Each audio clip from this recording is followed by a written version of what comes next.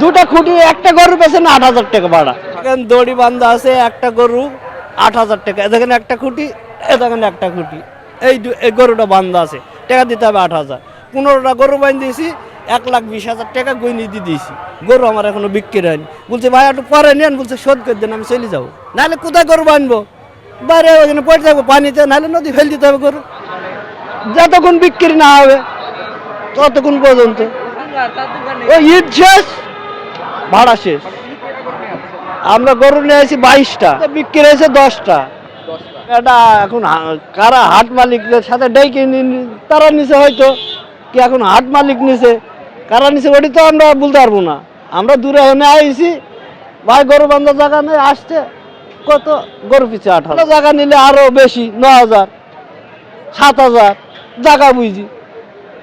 বাইরে থাকলে কাদার মধ্যে পানির মধ্যে কি থাকবে, বাধ্য কমলাপুরে লাগে না, বাস ফিরি, দুটো খুঁটি পুঁতি নেবেন, গরু বেচবেন, চলে আসবেন, কোনো 1 টাকাও লাগে না কমলাপুরে। এখানে আমি এইবার নতুন আইছি, এখানে গরু পিছিয়ে 8,000 গরম হয়ে যাচ্ছে। 2,000 নিলেও তাও বাঁচা যায়, 8,000 টাকা 6,000-ই বেশি, যে তাও পানি টানি পড়বে না, হয়তো নিল 2,000। কমলাপুরে 1 টাকাও লাগে না।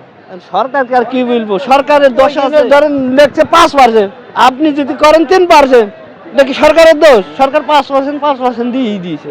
এখন আমরা তো আর এটি জানি না যে কত করে দিয়েছে, আমরা জানি না ঘোষণা হয়েছে, না কোনো খবর হয়েছে যে এই গরু বান্ধে এত টাকা, কোনো তো ঘোষণা। ধরেন টাকা বুঝাই, যদি 10,000 চাই 10,000 দিতে হবে, নাহলে গরু নদী ফেল দিতে হবে, বাঁধবো কোথায়?